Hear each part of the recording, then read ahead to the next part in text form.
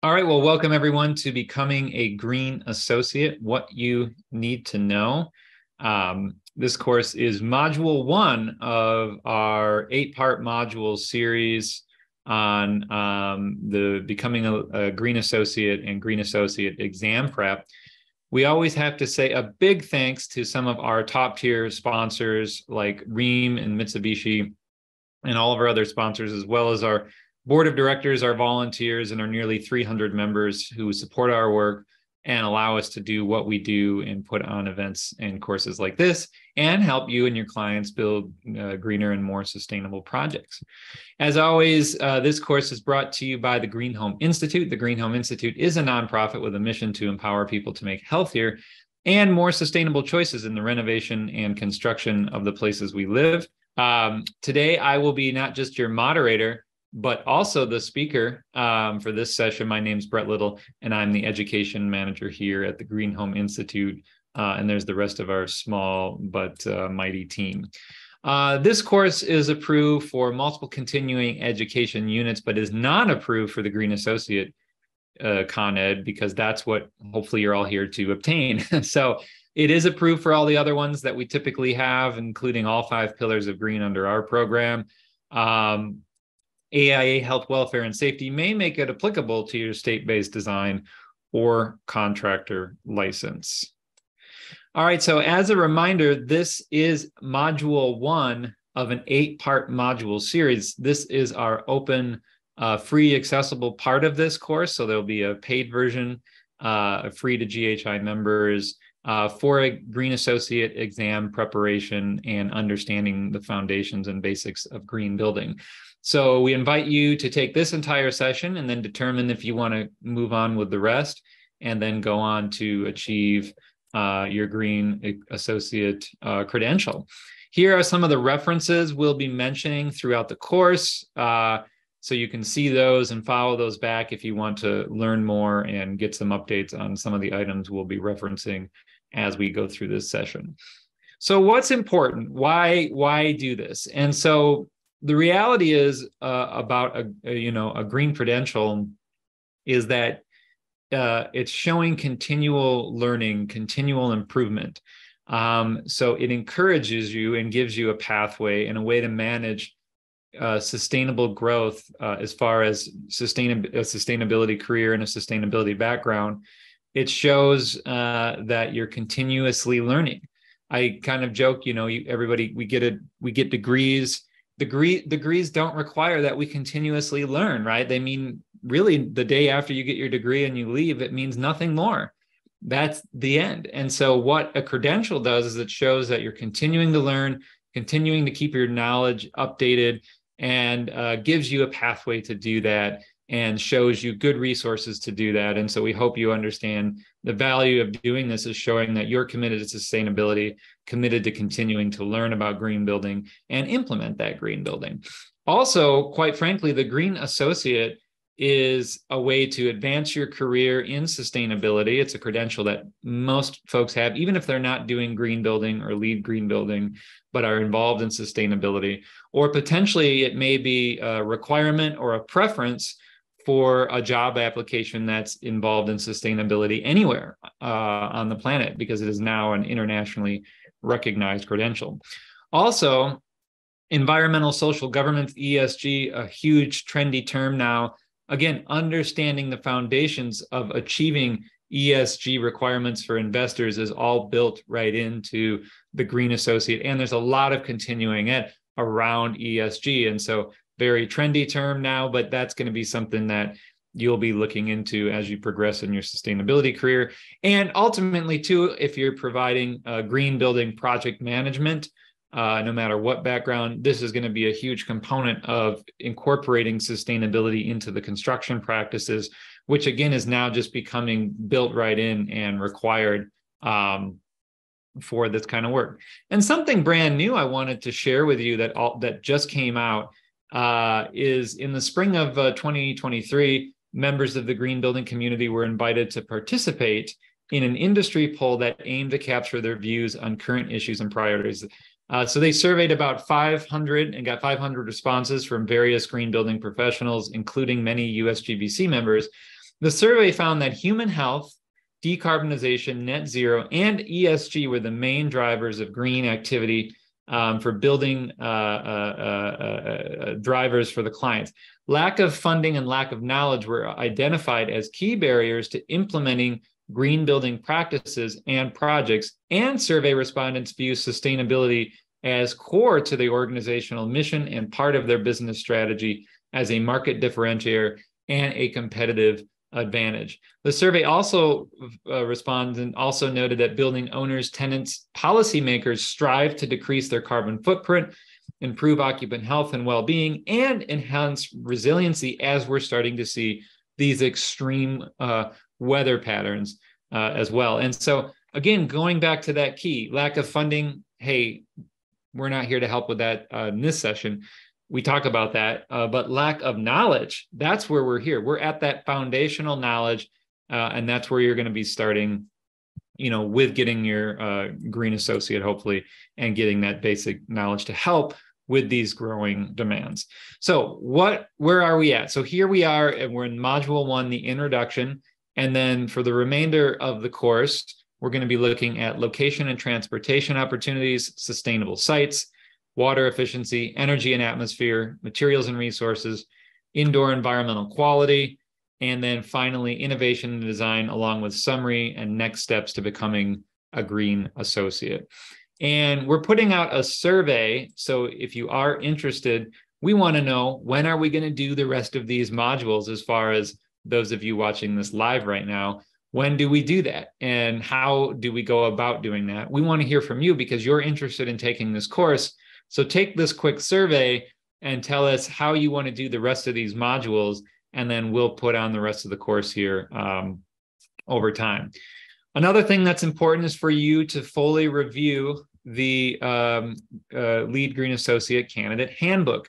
This handbook gives you all the information on what's required, ideas on studying, how you maintain it, what the costs are, what the exam looks like, and all that. So make sure before you go down this pathway, you read through that candidate handbook and get a good understanding of what is required.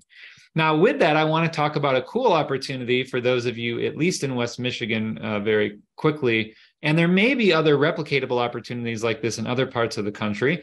But I'm excited to have Wendy Berg from USGBC West Michigan on briefly to talk about something that they can offer. So Wendy, thanks for joining us.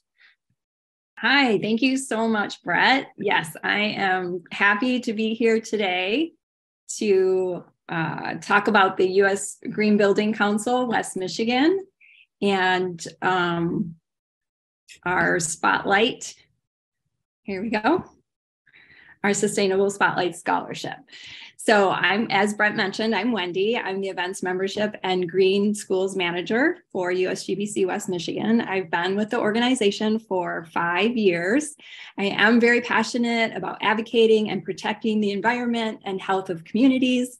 I'm also an avid outdoors person, having been raised in the Upper Peninsula and on the shores of Lake Superior. I have a love for all things outdoors, especially open water swimming.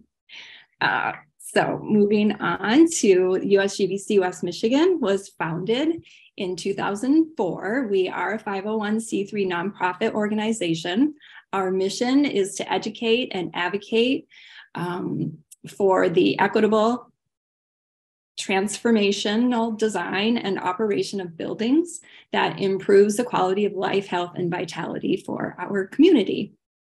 And in addition, we support green building practices, energy efficiency in commercial buildings, innovative design of neighborhoods, building certifications like LEED, which was founded by USGBC, as well as other green building certifications like Living Building Challenge, WELL, BREEAM, Passive House, just to mention a few. And we do this through education around these building certifications and through our awards and recognition programs and highlighting local projects and case studies. So we work toward fulfilling our mission through our main programs and initiatives. Our oldest running and longest running program is our Battle of the Buildings. This is an awards and recognition program for energy reduction, open to all Michigan area commercial buildings across the state at no cost.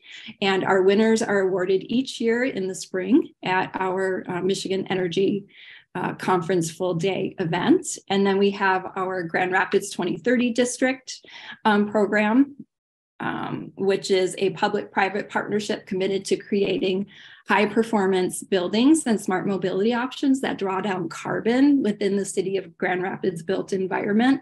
And under that program is our EH0 initiative, which is a partnership between the city of Grand Rapids, the Urban Core Collective, which is an organization dedicated to reducing the effects of systemic racism within the city, and USGBC West Michigan to shape Grand Rapids building policies and develop programs for equitable, healthy, and zero carbon buildings.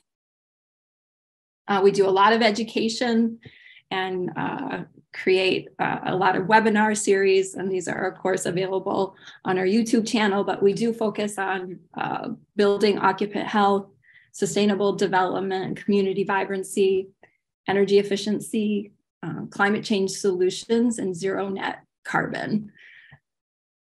And then moving on to our Sustainable Spotlight Scholarship. Before I started in with this, I wanted to give you some background about our organization so you knew what our focus was and what we're all about. But through the Builders Exchange of Michigan, they have helped create this fund through donating funds that we received from them. Excuse me, sorry, lost my train of thought for a second.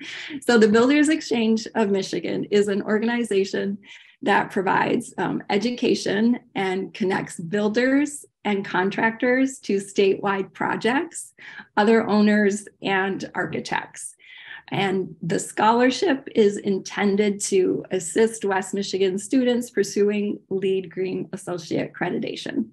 The fund will provide financial assistance related to the GA exam fees. So students are required to receive a passing score on the exam in order to apply for the reimbursement.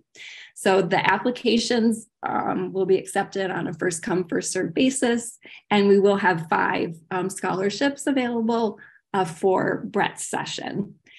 Documentation of a passing score is required and will need to be attached to the exam, to the application. And Brett will have a link for that. I believe it's embedded in some of his program materials. So that concludes my part of the information, and we'll open it up to questions, but I just wanted to also let you know how to stay connected with us so you can view our past program materials on our YouTube channel, USGBC, at USGBC West Michigan. Attend events. You can find our event information on our website, usgbcwm.org. Follow us on social media, and then also sign up for our newsletter, which also can be found at usgbcwestmichigan.org. So that concludes my presentation. I'd like to open it up to questions now. Yeah, thank you so much, Wendy. And if you all have questions for her specifically, please put them direct in the chat, and she'll be helping you out as we go through the rest of the Green Associate Module 1 training. And also, as a reminder, is very similar for those of you in West Michigan doing affordable housing projects and serving on affordable housing. You can get a similar type of scholarship through a grant that we have, not specific for students in this case, working in somewhat the same way that you can get paid back for achieving your exam. And for those of you who are like, I don't even live in Michigan, I don't even live in the United States, quite frankly, you know, there are scholarships all over for these associates. So check with your local USGBC chapters, check with some of your foundations. You might find a scholarship for something like this. And if there's something we need to do to help you get that, you know, don't hesitate. And by we, I mean GHI, contact GHI for that. So, all right, well, moving on, and thank you, Wendy. we, as a reminder, once you complete this session, the next part of what you'll want to be doing is doing your practice exam.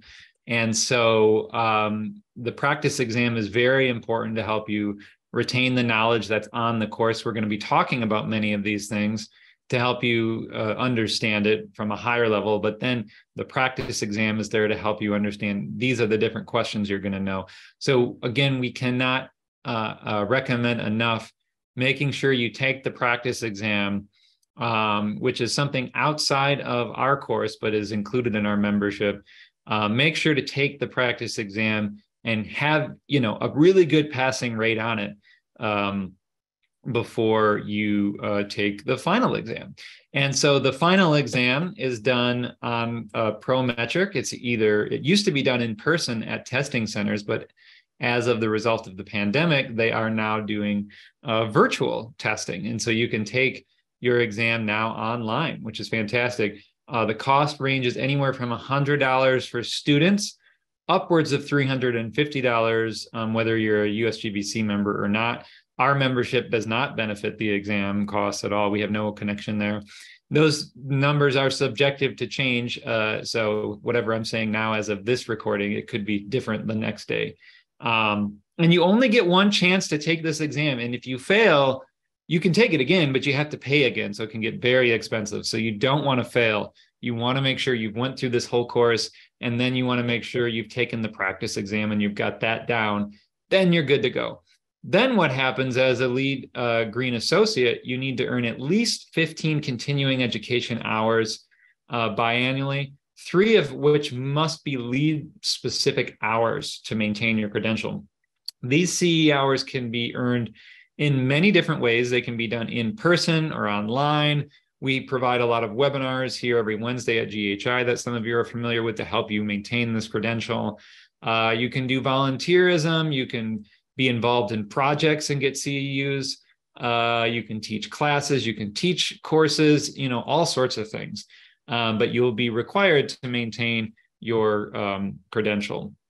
In addition to the LEED Green Associate, there's also the LEED AP credentials. And you can learn, more about these at USGBC's website under credentials. And I think we've got a link to that as well. And there's, again, also, you might want to evolve to one of these higher levels once you've gotten your Green Associates. And there's also exam preps for those. And so that is operations and maintenance for existing buildings, commercial, homes, which is what we really focus on here, interior design and construction, neighborhood and development, and not listed here, I believe there is cities now. And then also you can become, once you've got that and you've got 10 years under your belt, you can become a LEED Fellow.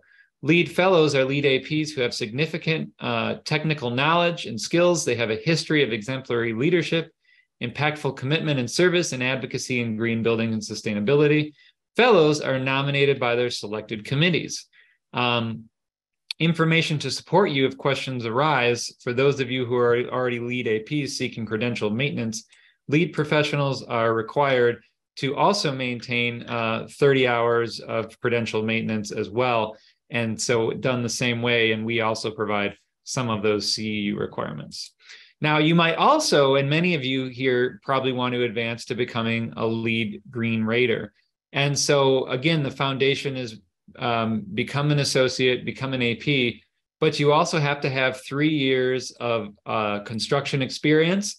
You need to understand building science. And then there are several modules that are involved, online training. And then you take a class, and then you take an open book, open note exam, and then sign a contract and then be involved in 2 projects each year. So again, this is this might be your starting place here. If you've got that construction experience, you get your Green Associate, you get your AP, and then you're on your way to becoming a rater through our process. All right. So what is the foundation of the Green Associate? It's about building green and running a green business. And why do we want to do that? We want to create more comfortable, healthier, more sustainable built environments. We want social responsibility to create these built environments while reducing energy consumption, greenhouse gas emissions, water consumption, and reducing waste generation. We have environmental stewardship to reduce costs, reduce liability, increase value, achieve more predictable results in design and construction and operations of the built environments, and economic prosperity. In short, we build to transform the way buildings are designed, built, and operated. Really, you might have heard the 3 Ps: people, planet, profit, triple bottom line. These are all important. All 3 legs of the sustainability are important for success. A company can't be sustainable if it's not profitable. It can't be profitable if it's not sustainable and supporting social and environmental initiatives. So this is the foundation of the Green Associate, why we're here and doing what we do.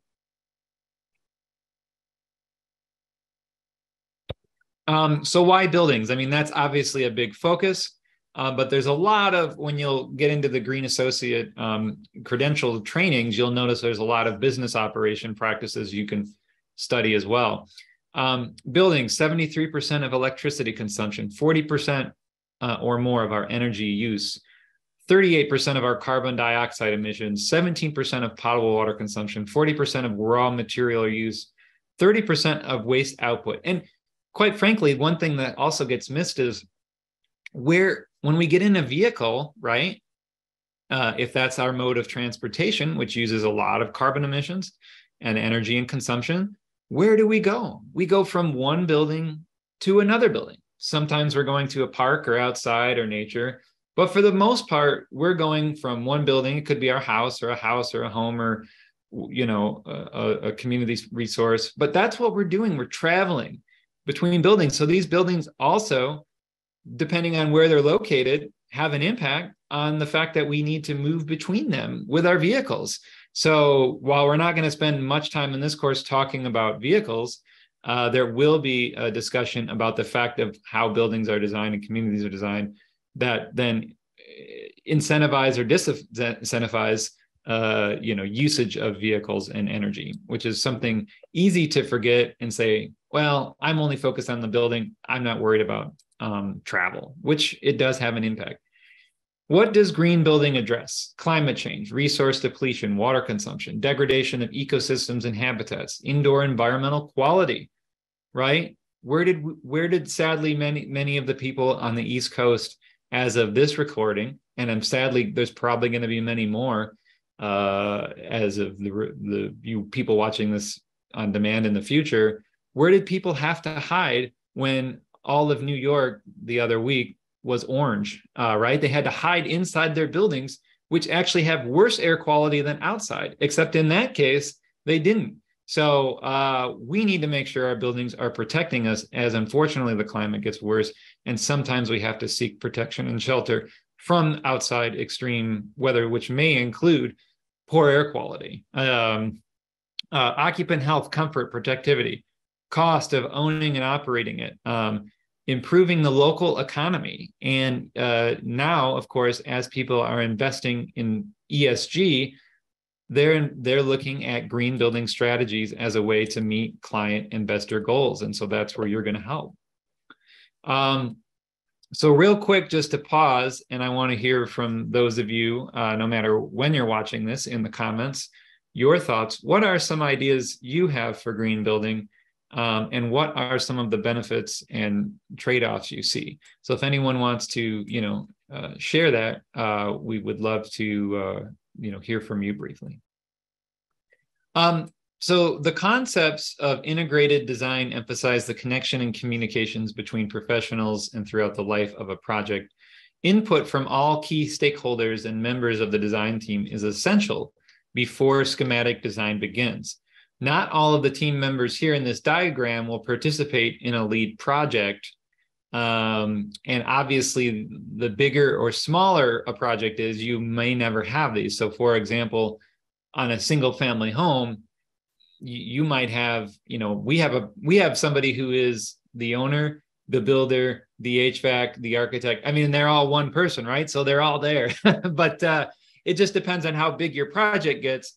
You'll have all these stakeholders involved. And so you have to determine who are the stakeholders in the project, what is their background, and make sure to get them to the table. Everyone listed here can provide important and value contributions to the project and learning opportunities for all. So they all need an equal chance to weigh in. And even, I don't see it here, but some of the green programs are now even asking the tenants, right? Especially when you're talking about low-income housing, many times the tenants don't have a voice in the green building process or any process really. And so some green building programs and even benefits, I think, in LEED are asking that people who are going to be living in these buildings and tenants operating them who are just, maybe an afterthought, especially in affordable housing, get a chance to weigh in the design stage and make sure that the community's voice is heard and that it's designed to serve those people who are in need, whose often voices do not get heard in the construction process as well. So those are other things to think about. So it's very important to make sure that you have that integration. So again, when you have an integrative design approach, you have ideally reduced operations and maintenance costs, better indoor air quality, an opportunity for everyone to learn from everybody else's experiences and background, reduced environmental impact, optimized return on investment, maybe. And so this is the big one, right? What ends up happening in a green building design meeting, right? You start to say, well, we could be more sustainable. You have a sustainability advocate who's there and they want to make the project more sustainable. They want LEED Platinum, net zero, passive house. But then you have the other people saying, well, that costs too much money. And I've been in enough meetings, time and time again, people make statements that things cost too much money without first even going to check if it really costs too much money, right? They just make an assumption. Like, what's one example of that you can think of that you would share? I know for me, like if somebody brings up ground source heat pumps or geothermal, the immediate thought is that costs too much money without going and looking at, did you get a quote? Did you get a bid? Did you know that there's a new tax credit in the United States for it? I don't know. Now, those are all things like there's just all these assumptions that when you say a project is going to be green or LEED, it's going to cost this much more. But show me the math, show me the homework, and let's discuss that. Is that true? Because in some cases it's not. Sometimes it's cheaper. I can't say for sure. It's very subjective and changes, and there's different incentives. But that's very important because you're always going to hear in all those design meetings, this costs too much money, we can't do it. And I challenge that, prove it, let's see if that's true. It might be, and then you have to make, hard decisions. All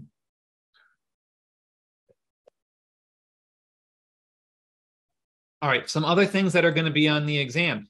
You need to have an understanding of who the USGBC is. There might be a question about what their mission is. And it could be a tricky question because all the missions might sound great.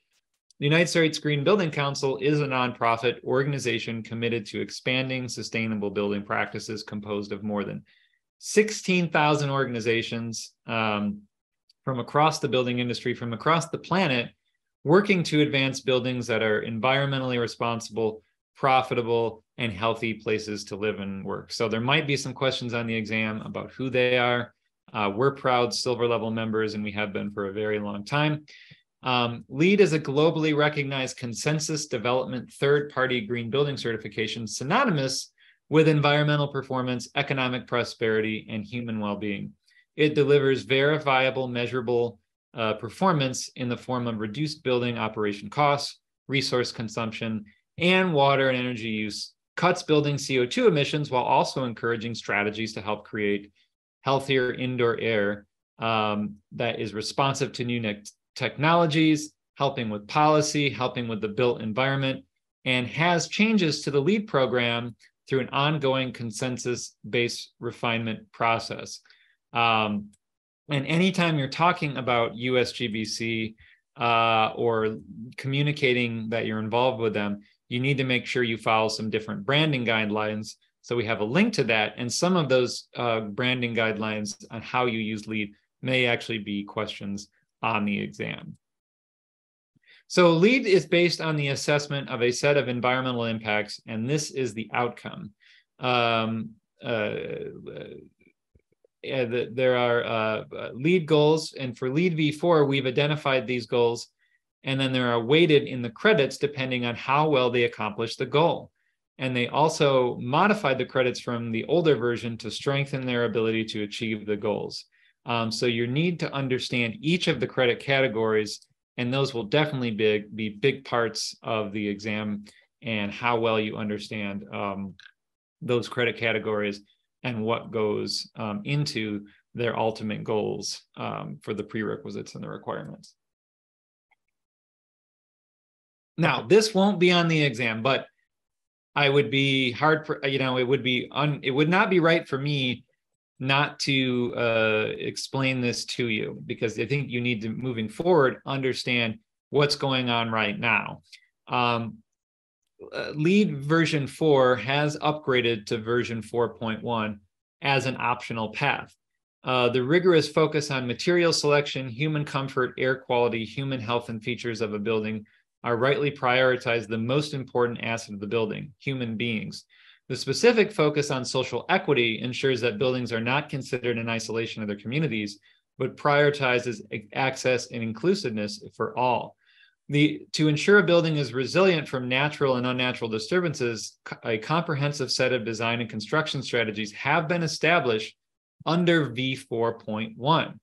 And so it's important that all stakeholders understand version 4.1 and what the outcomes are and the benefits to doing this, and also helps manufacturers reduce energy, water waste during manufacturing, improve the carbon footprint during distribution and transportation, and overall carbon emissions throughout production and life cycle. And so what's important to know is that V4.1 will not show up on your exam. So when you go to take your exam, you have to sort of forget about it. But when you're done with your exam, it will dominate the conversation, especially for those of you who are outside of the United States and Canada in regards to housing. V4.1 is going to be very popular. And on top of that, we have a little link handout for you. LEED V5 is coming. And the idea behind LEED V5 is to unify the rating systems and, again, improve the rating system for full decarbonization and resiliency. And so more information is coming on that. Again, not on the exam. Take it, pretend you didn't know about it, pass the exam. Now think about it, right? LEED V5, it's coming. And I just want to let you know to be on the lookout. And also, you might have to be able to contribute, because that's where we're at right now. They're going to be looking for folks to contribute to the expansion of the new program. So LEED is a tool for greening our homes and schools and other buildings through market transformation. Comprehensive and flexible, it offers practical whole building approach relevant to buildings in any stage of their life cycle, and a newly constructed building on the ongoing operation and maintenance of an existing building, and a significant tenet of retrofit to part of all of a commercial building are addressed in LEED certification system. LEED addresses all building types, including retail, schools, universities, campuses, healthcares, hospitality, tenant spaces, core and shell development, homes, neighborhoods, data centers, warehouses, industrial manufacturing facilities, and operation and maintenance of existing buildings. And LEED helps project teams make the right green building decisions for their project through an integrated process, ensuring building systems work together effectively. The list is impressive and may appear complicated, but it makes LEED more appropriate for each project type to make sure that it's addressing the needs of that specific facility. One thing that's important to know is, as of the time the exam came out, they launched LEED for Cities. So you won't find LEED for Cities on the exam, but that's also another thing you might find yourself getting involved in your city or helping consult on cities. How do we get whole cities certified to LEED? Again, you won't need to understand that for the V4 exam. To my knowledge, it does not show up in the questions, but I want you to know that they are now certifying entire cities. It's important to note that to earn certification under LEED v4, there are minimum program requirements or minimum characteristics that a project must possess to be eligible for LEED certification. These requirements define the categories of buildings that the LEED rating systems were designed to evaluate, and taken together serve three goals. They give clear guidance to customers, to protect the integrity of the LEED program, and to reduce challenges that occur during the LEED certification process. There are three minimum performance requirements for V4 new building design construction compared to 7 for the older version of LEED under 2009. So we have a link to those, and those will definitely be on the exam as well. LEED provides opportunities to encourage and recognize performance associated with the following categories, and these will each be modules within the session that we'll focus on: location and transportation, sustainable sites, water efficiency, energy and atmosphere, materials and resources, indoor environmental quality, and then regional priority, which focuses on specific needs for that community in that local region. LEED is a system of credit categories and prerequisites and credits. Each prerequisite and credit has an intent which identifies the main sustainability goals and benefits. It also has at least one requirement which specifies the criteria that satisfy the prerequisite or credit and the number of points available.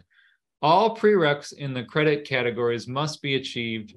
Credits are optional, but each one contributes to the overall project score.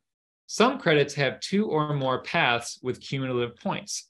So LEED for neighborhood development, which implies to an entire neighborhood and environment, has different categories to address its unique needs, including green infrastructure, buildings, neighborhood patterns, design, and location and linkages.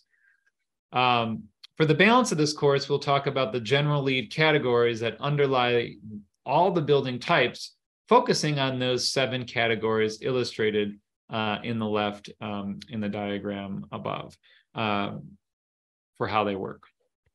So here again is how the points are distributed and weighted. They're based on a 100-point scale with an extra 6 points and an extra innovation points, and then an extra 4 regional points for regional credits. And the way regional credits work, and we'll talk about them, they're effectively double dipping credits based on priorities. So maybe your community has put a priority on stormwater management. So you get extra points if you achieve the stormwater management goals. So we'll talk about those actually in the last session for that. And so you might want to take a look at that, because obviously these credit categories and how they're weighted is going to be a huge component of the exam. Another part of the exam is that you need to memorize is you need to know the point thresholds, and they're the same for all rating types from homes to cities. They're all the same. That's one of the ways LEED has unified under V4. So 40 to 49 for certified, 50 to 59 for silver, 60 to 79 for gold, 80 or more points, 80 to 100 really, for platinum. So again, don't be fooled on the exam if they try to ask you, you know, you get gold for how many points in homes, but platinum for how many points, or gold for how many points in healthcare. That's a trick question. All the points are the same across the rating systems. You need to memorize this. This will definitely be on the exam multiple times. You'll want to get these points memorized, and that will help you when you're in design meetings with teams and they say, we want to get this many points. You'll be able to go, oh yeah, that's where you're at. You know, you'll have an understanding of that. Also on the exam is understanding who GBCI is. There's a little confusing, and even I'm guilty of synonymously using USGBC with GBCI, but they're different entities. And they used to be called the Green Building Certificate Institute or Incorporated, and you might see that still on this exam. But since then, they've actually changed their name to Green Business Certification Incorporated. And they were founded in 2008 with the support of the U.S. Green Building Council to provide independent oversight of professional credentialing and project certification under the Leadership in Energy and Environmental Design system for LEED. GBCI is a global organization with offices in China, Europe, India, Dubai, and Mexico. Today, GBCI is only the certification and credentialing body within the green business and sustainability industry to exclusively administer project certifications and professional credentials of LEED, EDGE, Peer, WELL sites, Sustainability Excellence, ParkSmart, and True. So you'll just need to understand some of the slight differences for the exam, not all the intricacies of the differences on who GBCI is. Again, their main role is to certify the projects and to credential you as the professional. USGBC is maintaining the credential or maintaining the standards and giving you the education and the training. All right, so let's look at the process. Review the steps in the LEED certification process. The LEED certification process aligns with the typical construction process. Projects have two options. They may submit their application under the design phase first and then under the construction phase, or they may submit once in design and in construction. For LEED existing buildings and operations and maintenance, O&M, these options are basically the same, but there's one main difference. There's just one main phase, no design and construction split. And for O&M, there is a performance period to the relation of applying for the certification. So again, you'll need to understand that these are all of the processes of certification for the commercial process, and get a good sense of how those work, because there will be many questions on the exam for that. And it's important to know that no points are ever awarded at the design review, only after the construction review. So you're not getting any points until that certification process. You only get a sense that maybe you're on track for the points based on what you've submitted. Now, the homes process is a little bit different. For homes, you can go to the USGBC website and find a provider, and that's what we do here. And so LEED for Homes is a rating system that promotes the design and construction of high-performance green homes. Green homes use less energy, water, natural resources, create less waste, and are more durable and comfortable for occupants. And homes are becoming more and more important, especially as the pandemic, we work from home more often. How are businesses that you're working with or working for incentivizing more sustainable housing, workforce housing development, and encouraging those practices? Also, as we suffer from a severe housing shortage, we're finding more and more existing buildings to be flipped into housing. And so you might find yourself getting into that line of work, helping transform old warehouses, industrial buildings, churches, you name it, into housing. We need a lot more people doing that because we are suffering from a massive shortage. And again, more and more people are working from home, leaving the office. And so housing, I think, and I'm obviously biased, is going to become, very, very important. LEED for Homes is targeting the top 25% of new homes with best practices for environmental features. And so all the categories are the same. The points are the same. There's up to 110 points available within LEED for Homes certification. And so the slight difference here, though, is when you go to start a project, you need to engage with your LEED provider like us. And then we work with you to help you register the project with USGBC, and then identify a LEED green rater to work with on the project, which again is a little bit different than the commercial program, which doesn't have a provider, doesn't have a LEED rater. And so the provider, us, and then the green rater, which may be some of you, are helping the projects from the start all the way to the end. And the green rater is on site during the slab inspection, during the pre-drywall, during the final submission. So in the commercial world, you have a commissioning agent typically commissioning the HVAC system. In the residential world, you have a third-party green rater commissioning the envelope, and to some extent, more frequently, the HVAC system throughout the construction. And what's important is also that third-party piece. In the commercial world, for the most part, everybody is second party. They might be employed or subcontracted by the build or design team. But in the case of homes, the provider and green rater must be independent entities and must be 100% third party to maintain integrity. So it's a little bit different. And so there will be questions on the exam on the differences to some extent, though I will admit the exam is a bit light on housing and more focused on the commercial efforts. All right.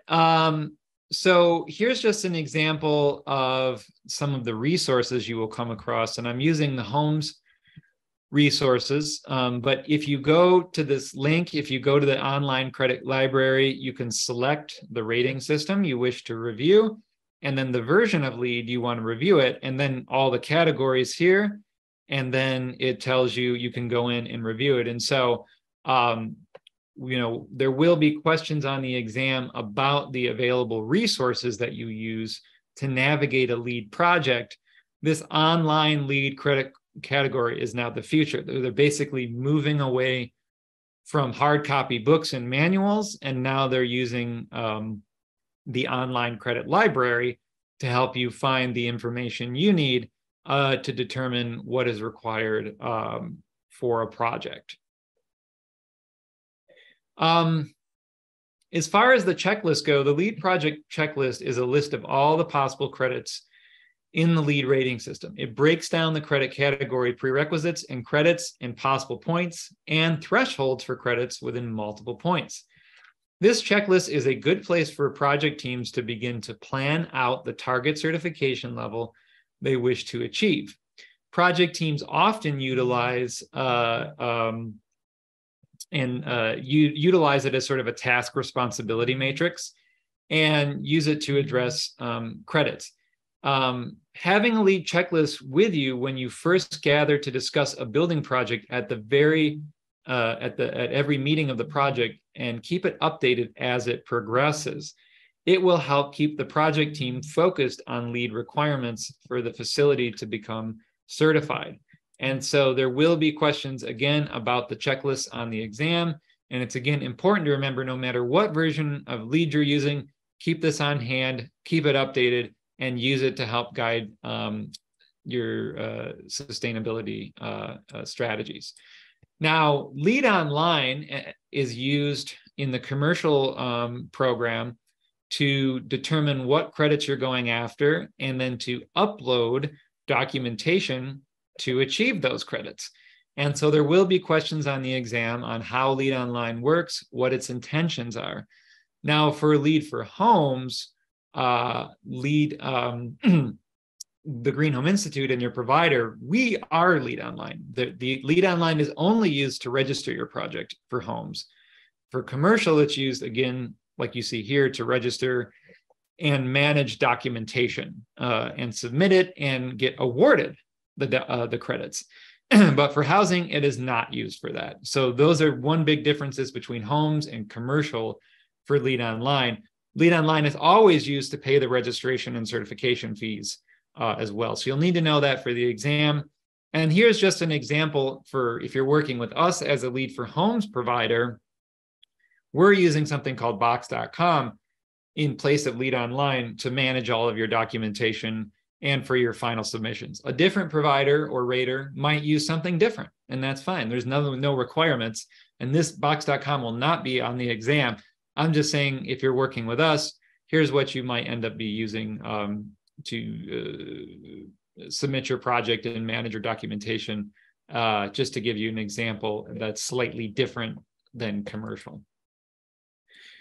Now, LEED has projects in over 150 countries. I just learned they have raters trained in over 20, LEED Green raters trained in over 25 countries. They have something called a global ACP that's available for international projects. And quite frankly, LEED v4.1, which again won't be on your exam, was designed to manage global projects. But you'll need to understand these alternative compliance pathways because they're very specifically designed for other countries. As you're looking through resources, you will see other countries have alternative compliance pathways developed to help meet the needs of the things that are occurring both from a climate standpoint, from an economic standpoint, from a political standpoint, on how to achieve credits in those countries that might be slightly different in other parts of the world. And so many credits have global ACPs. The credits with global ACPs are listed in a table at the beginning of each credit library in the section of the supplemental guidance documents, as well as a list of LEED v4 global ACPs on USGBC's websites. And also in the United States, there are some ACPs that can be applied here as well. And so, a question might be, do I have to use a global ACP if my project is located outside of the US? Global ACPs can be applied at the discretion of the project team based on the applicability and are not mandatory for any project. Projects may choose to use none or some of all the ACPs and do not need to apply them consistently across the credits unless noted in the credit language. And one thing I forgot to mention about LEED v 4.1, if I didn't say it, was that for homes, you cannot use LEED v 4.1 multifamily in the United States and Canada, but you can take many of the items from v 4.1, and there's a whole manual around it, and you can apply them to US and Canada projects. Not all, but there might be some credits that you like. For example, waste management for homes is a very complex formula under V4, but V4.1 simplifies it a much more, says, oh, if you recycle this much cardboard, you can get a point. So you can use, for example, the V4.1 credits for homes under V4 in the United States and Canada. That's one example. That, again, won't be on the exam, just giving you some real world knowledge here. So again, LEED credit categories, they have synergies. You have to understand in your exam when what things have synergies and what things might be in conflict. Some credits might work together. Some credits might harm other credits. And then also, one thing that's important to understand is the integrative process. The integrative process credit is new in LEED v4 and falls outside of the traditional credit categories. It does not have a credit category, and it's a preliminary step that affects all credits. This credit is about structuring the design and process to address building systems design in a comprehensive and multidisciplinary manner. Project teams must consider data and alternatives over 2 project phases, pre-design or discovery, and schematic design and construction, and 2 main technical areas, energy and water systems. Project teams must document how data collection and alternatives analysis inform their project design. The integrative process supports high-performance, cost-effective project outcomes through an early analysis of the interrelationships among the systems. This credit engages all project team members in an intentional process of discovering synergies between systems and components to achieve high levels of building performance, human comfort, and environmental benefits as it relates to water, energy and water systems design. The IDZ version of this credit includes discovery and implementation requirements for site selection and energy-related systems and additional points for water-related. Integrative process may be new to many project teams. This credit is all about tapping into credit synergies found within LEED to enhance performance, reduce costs, and ensure efficacy of individual credits. When applied properly, the integrative process exposes more clearly to degree which LEED credits are related rather than in seeing them as individual items listed on something you need to check on a checklist. Note that the healthcare rating system also has an integrative project planning design prerequisite. It requires teams to assemble an integrative design team of the owner and at least 4 members from the list in the rating system to hold an integrative design charrette. And this is also similar to homes, which has an integrative design charrette, again, where you have a diverse background set of qualified individuals along with the lead green rater or provider getting engaged up to at least 8 hours in the early design stage to make more informed decisions and understand how the checklists and the green processes all work together. We also have in homes trades training. And so that's very unique to homes where, again, there's going to be training of the specific trades, plumbing, mechanical, insulation, framing, and air sealing on site during construction, helping them train and better understand how to make the project more sustainable. All right, so we're going to wrap up here, and then we're going to do a couple questions, and then you will be dismissed after that. But as a reminder, this is just the introduction module. We have several more modules to go. So we hope you'll, for those of you listening live, take the survey and determine when you want to do the rest of the modules in the course. And we will send out that survey as well. And you can we can get the best times to take the live course. We'll have an on-demand version of this course, and then we'll plan to do more live sessions as well if you want to attend the live sessions. Now, before we get going, if you want to stick around a little bit longer and go through some of these questions, these will be some of examples of what you will see on the exam. So it's important that you memorize these types of questions. So if you can remember back, the point threshold for LEED Gold is what?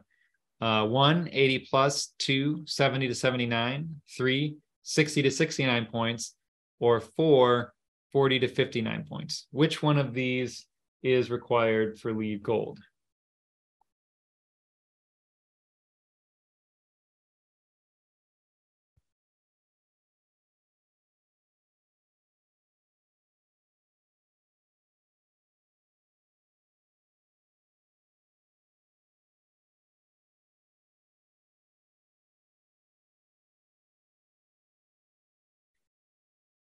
All right, the next question is this version of LEED requires a green rater. Is it number 1, building design and construction commercial, number 2, LEED operations and maintenance, number 3, LEED interior design, or 4, LEED for homes?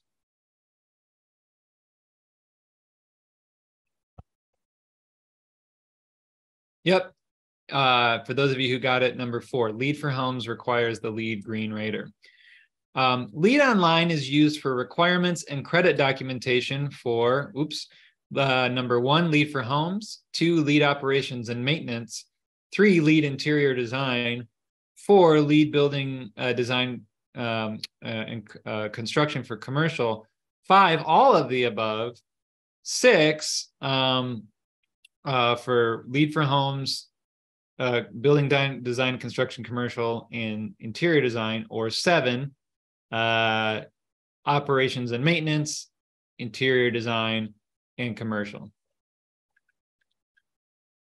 Yep, so those of you who answered 7, basically it's just leaving out LEED for homes. LEED for homes is not used for credit documentation and requirements, only for registering the project under LEED for homes. This organization certifies the buildings and credentials the individual. Is that 1, the LEED provider, 2, GBCI, 3, USGB, well, that would be an easy one to get wrong, but it should say USGBC, I missed the C, 4, LEED green rater, or 5, all of them can do this.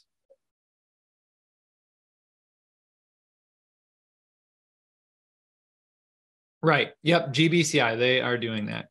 And final question before we get into any Q&A here, is the health section of LEED is also called what? Health pillar, health petal, indoor air quality, indoor environmental quality.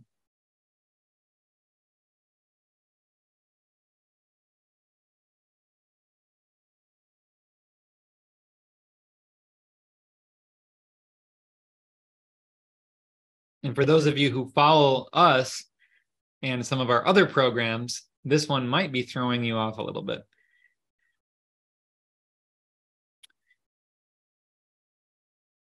So yeah, it is. So 3 and 4 can be a little misleading because indoor air quality, IAQ, is a huge part of what LEED does. But LEED goes beyond just air health and looks at sound and light, especially depending on which rating system. So indoor environmental quality, which includes air quality, but many other things would be included in this as well. All right, so that concludes Module 1 of the Green Associate Training. And so for those of you who want to rewatch this session, share it, post it on social media, or you name it, you can subscribe to our YouTube channel, and then you'll get an instant update when it's available.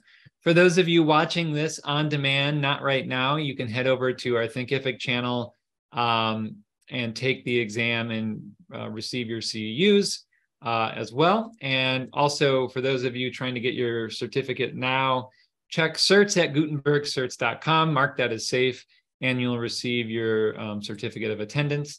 And as always, we have to say a huge thanks to all of our sponsors, especially our top tier sponsors, Rheem and Mitsubishi, our board of directors, our executive director, Jose Reyna, and all of our volunteers and nearly 300 members who allow us to do this kind of work and support what we do. Be sure to check out all of our courses available online that you can watch anytime and anywhere to pick up your CEUs. Before you go, make sure to subscribe to us on YouTube to get weekly updates and stay up to date on green building science courses, webinars, and home tours. Thanks again.